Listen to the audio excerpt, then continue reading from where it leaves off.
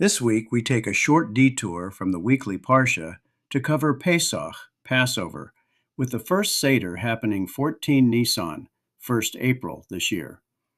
Before sitting around the table with family and friends, let's look together at the heart of this important celebration. At its core, Pesach lives in the opening chapters of Sefer Shemot, Exodus 1-15, a story of descent, oppression, confrontation, and liberation. The Israelites multiply in Egypt until a new Pharaoh arises who knew not Joseph, initiating slavery and the quiet genocide of Hebrew infants. Enter Moshe, a reluctant leader, raised in Pharaoh's house, exiled, then summoned at the burning bush. Hashem's promise is simple but seismic. I will take you out. I will redeem you. I will take you to me as a people.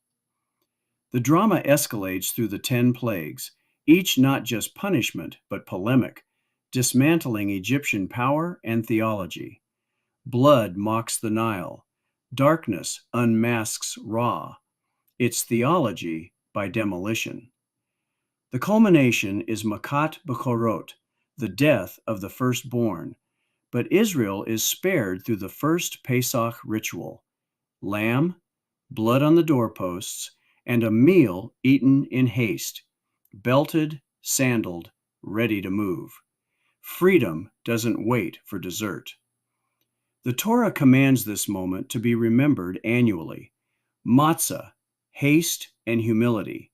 Maror, bitterness, and the telling, V'higadeta levincha. The narrative must be transmitted, not archived. The Exodus is less an event than an identity. Rabbinically, the details get sharpened in Mishnah Pesachim and expanded in Talmud Pesachim. There we learn that even the poorest must recline like royalty. Freedom is performed before it is fully felt. The 4 cups of wine map onto the 4 expressions of redemption in Exodus 6. I will bring out, save, redeem, take. The Seder becomes structured memory, questions, answers, symbols, interruptions, because real freedom includes curiosity. A striking Talmudic note.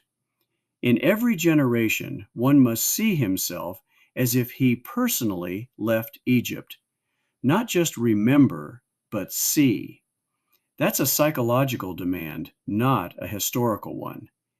Egypt becomes a paradigm for any system that constricts human dignity. Pharaoh is less a man than a mindset. Even the matzah carries layered meaning. The Torah calls it both lechem oni, bread of affliction, and the bread of haste.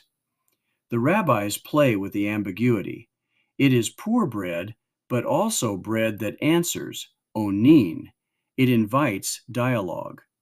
Affliction becomes articulation. And then there's the paradox at the sea. Trapped between Pharaoh and the waters, Israel panics. According to the Midrash, only when Nachshon steps into the sea up to his nose does it split. Translation: redemption requires motion before certainty. Faith isn't belief. It's stepping forward when the spreadsheet says don't. Finally, Shirat Hayam, the song at the sea, bursts out. The people who could barely speak under slavery now sing poetry.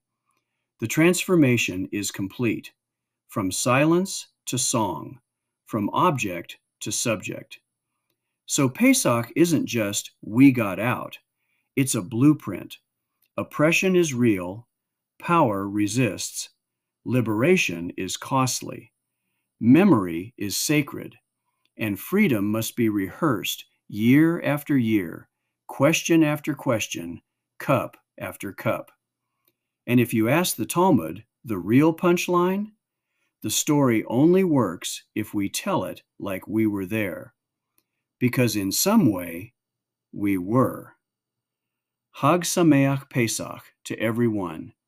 Have a wonderful Seder and a joyous remembrance of our Passover. Until next time, this is Shmuel ben Shlomi wishing you shalom and next year in Yerushalayim.